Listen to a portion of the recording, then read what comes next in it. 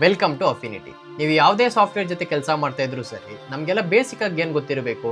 First ಒಂದು ಇಮೇಜ್ನ ಹೆಂಗೆ import ಮಾಡಬೇಕು, ಒಂದು ಇಮೇಜ್ನ ಹೆಂಗೆ ಎಕ್ಸ್ಪೋರ್ಟ್ ಮಾಡಬೇಕು, ಒಂದು ಇಮೇಜ್ನ ನಮಗೆ ಬೇಕಾಗಿರೋ ರೇಷಿಯೋದಲ್ಲಿ ಹೆಂಗೆ ಸೆಟ್ ಮಾಡ್ಕೊಂಡು ಎಡಿಟ್ ಮಾಡಬೇಕು ಅನ್ನೋದ್ರ ಬಗ್ಗೆ ಎಲ್ಲ ನಮಗೆ ಬೇಸಿಕ್ ಆಗಿ ಗೊತ್ತಿರಬೇಕು. ಸೊ ಅದ್ರ ಬಗ್ಗೆನೇ ಇವತ್ತು ಈ ವಿಡಿಯೋ. ನೀವೇನಾದ್ರೂ ಬೇಸಿಕ್ ವಿಡಿಯೋನ ಮಿಸ್ ಮಾಡಿದ್ರೆ ಕೆಳಗಡೆ ಡಿಸ್ಕ್ರಿಪ್ಷನ್ ಅಲ್ಲಿ ಲಿಂಕ್ ಕೊಟ್ಟಿರ್ತೀನಿ ಅಂಡ್ ಮೇಲೆ ಐ ಬಟನ್ ಅಲ್ಲೂ ಲಿಂಕ್ ಕೊಟ್ಟಿರ್ತೀನಿ, ಮರಿದೆ ಚೆಕ್ ಮಾಡಿ ನೋಡಿ. ಬನ್ನಿ ವಿಡಿಯೋ ಒಳಗೆ ಹೋಗೋಣ. ನೀವೇನಾದ್ರೂ ಫಸ್ಟ್ ಟೈಮ್ ಅಫಿನಿಟಿನ ಓಪನ್ ಮಾಡಿದ್ರೆ ನಿಮಗೆ ಪೇಜ್ ಬಂದು ಈ ತರ ಕಾಣಿಸುತ್ತೆ. ನೀವು ಜಸ್ಟ್ ಇಲ್ಲಿ ಬಂದು ಇಲ್ಲಿ ಪ್ಲಸ್ ಐಕಾನ್ ಮೇಲೆ ಕ್ಲಿಕ್ ಮಾಡಿದ್ರೆ ನಿಮ್ಗೆ ಇಷ್ಟೊಂದು ಆಪ್ಷನ್ಸ್ ಬರುತ್ತೆ. ಸೊ ಇವಾಗ ನೀವೇನಾದ್ರೂ ಯೂಟ್ಯೂಬ್ ತಮ್ಮ ಏನಾದ್ರು ರೆಡಿ ಮಾಡ್ತಾ ಇದ್ರೆ ನೀವು ಜಸ್ಟ್ ಇಲ್ಲಿ ಕೆಳಗಡೆ ಸ್ಕ್ರೋಲ್ ಮಾಡಿದ್ರೆ ಈ ತರ ನಿಮ್ಗೆ ತುಂಬಾ ಆಪ್ಷನ್ಸ್ ಬರುತ್ತೆ. ನೀವು ಇಲ್ಲಿ ಮೇಲೆ ನೋಡಿದ್ರೆ ಪ್ರಿಸೆಟ್ ಓರಿಯಂಟೇಷನ್ ಅಂತ ಒಂದು ಆಪ್ಷನ್ ಇದೆ. ಅದ್ರ ಪಕ್ಕದಲ್ಲಿ ಇದು ವರ್ಟಿಕಲ್ ಆಗಿದೆ ಅಂಡ್ ಇದು ಆರಿಜೆಂಟಲ್ ಆಗಿದೆ. ನಮಗೆ ಬೇಕಾಗಿರೋದು ಆರಿಜೆಂಟಲ್. ಸೊ ನಾವು ಲ್ಯಾಂಡ್ಸ್ಕೇಪ್ ನ ಸೆಲೆಕ್ಟ್ ಮಾಡ್ಕೊಳ್ಳೋಣ. ಸೆಲೆಕ್ಟ್ ಮಾಡಿಕೊಂಡು ಯೂಟ್ಯೂಬ್ ತಮ್ನೇಲ್ದು ಇದು ಬಂದು 1920x1080 ಪಿಕ್ಸೆಲ್ಸ್.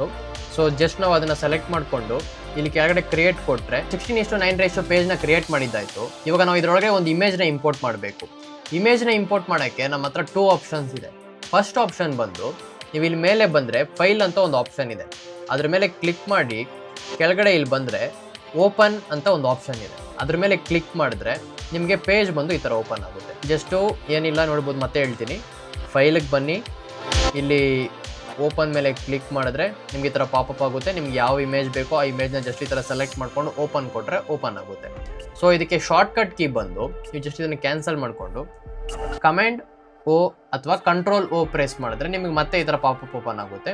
ನಿಮಗೆ ಯಾವ ಇಮೇಜ್ ಬೇಕೋ ಆ ಇಮೇಜ್ನ ಸೆಲೆಕ್ಟ್ ಮಾಡ್ಕೊಳ್ಳಿ. ಜಸ್ಟ್ ಓಪನ್ ಮೇಲೆ ಕ್ಲಿಕ್ ಮಾಡಿ.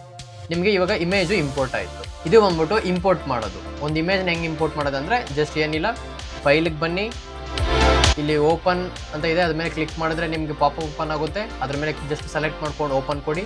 ಅಕಸ್ಮಾತ್ ಇಲ್ಲ ನಿಮಗೆ ಶಾರ್ಟ್ಕಟ್ ಗೊತ್ತು, ಜಸ್ಟ್ ಕಮಾಂಡು ಇಲ್ಲ ಕಂಟ್ರೋಲ್ ಪ್ರೆಸ್ ಮಾಡಿ. ನಿಮಗೆ ಇಮೇಜ್ ಆಪ್ಷನ್ಸ್ ಯಾವುದು ಅಂತ ಕೇಳುತ್ತೆ, ಜಸ್ಟ್ ಸೆಲೆಕ್ಟ್ ಮಾಡ್ಕೊಳ್ಳಿ, ಓಪನ್ ಮೇಲೆ ಕ್ಲಿಕ್ ಮಾಡಿ, ನಿಮಗೆ ಇಮೇಜು ಇಂಪೋರ್ಟ್ ಆಗುತ್ತೆ. ಸೊ ಇವಾಗ ಇಮೇಜು ಇಂಪೋರ್ಟ್ ಆಯಿತು. ಇಲ್ಲಿ ಇವಾಗ ನಿಮ್ದು ಎಲ್ಲ ಕೆಲಸ ಮಾಡ್ತೀರಾ, ಎಡಿಟ್ ಎಲ್ಲ ಮುಗಿಸ್ತೀರಾ. ಇವಾಗ ನಾನು ಇದನ್ನು ಎಕ್ಸ್ಪೋರ್ಟ್ ಮಾಡಬೇಕು, ಯಾಕಂದರೆ ನಾನು ಇವಾಗ ತಮ್ಮನೇಲಿ ಆ್ಯಡ್ ಮಾಡಬೇಕು ಯೂಟ್ಯೂಬಲ್ಲಿ. ಇವಾಗ ಎಕ್ಸ್ಪೋರ್ಟ್ ಮಾಡಬೇಕು. ನೀವು ಜಸ್ಟ್ ವಾಪಸ್ ಮತ್ತೆ ಫೈಲಿಗೆ ಬನ್ನಿ. ಫೈಲಿಗೆ ಬಂದ್ಬಿಟ್ಟು ಈ ಲಾಸ್ಟ್ ಆಪ್ಷನ್ ನಿಮಗೆ ಎಕ್ಸ್ಪೋರ್ಟ್ ಅಂತ ಒಂದು ಆಪ್ಷನ್ ಇದೆ. ನೀವು ಜಸ್ಟ್ ಅದ್ರ ಮೇಲೆ ಕ್ಲಿಕ್ ಮಾಡಿದ್ರೆ ಸಾಕು, ನಿಮಗೆ ಮತ್ತೆ ಈ ಥರ ಒಂದು ಪೇಜ್ ಓಪನ್ ಆಗುತ್ತೆ. ಇದರಲ್ಲಿ ನಿಮಗೆ PNG ಬೇಕಾ, ಇಲ್ಲದ್ರೆ GIF, SVG, EPS, PDF ಏನು ಬೇಕೋ ಅದನ್ನು ಸೆಲೆಕ್ಟ್ ಮಾಡಿಕೊಂಡು ನೀವು ಜಸ್ಟ್ ಎಕ್ಸ್ಪೋರ್ಟ್ ಮೇಲೆ ಕ್ಲಿಕ್ ಮಾಡಿದ್ರೆ ಸಾಕು. ನಿಮಗೆ ಎಲ್ಲಿ ಸೇವ್ ಮಾಡಬೇಕು ಅಂತ ಕೇಳುತ್ತೆ. ಲೈಕ್ ನಿಮ್ಗೆ ಯಾವ ಫೋಲ್ಡರಲ್ಲಿ ಸೇವ್ ಮಾಡಬೇಕು ಆ ಫೋಲ್ಡರ್ನ ಸೆಲೆಕ್ಟ್ ಮಾಡ್ಕೊಂಡು ಜಸ್ಟ್ ಸೇವ್ ಮೇಲೆ ಕ್ಲಿಕ್ ಮಾಡಿದ್ರೆ ನಿಮ್ಮದು ಸೇವ್ ಆಗುತ್ತೆ. ಮತ್ತೆ ನೆಕ್ಸ್ಟ್ ವಿಡಿಯೋದಲ್ಲಿ ಡಿಫ್ರೆಂಟ್ ಟಾಪಿಕ್ ಬಗ್ಗೆ ನೋಡೋಣ. ಅಕಸ್ಮಾತ್ ನಿಮ್ಗೆ ಈ ವಿಡಿಯೋ ಏನಾದರೂ ಅರ್ಥ ಆಗಿಲ್ಲ ಅಂದರೆ ಮತ್ತೆ ಫಸ್ಟಿಂದ ನೋಡಿ, ನಿಮ್ಗೆ ಅರ್ಥ ಆಗುತ್ತೆ.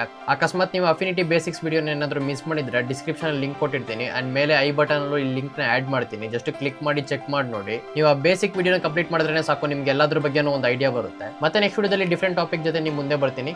ಬಾಯ್.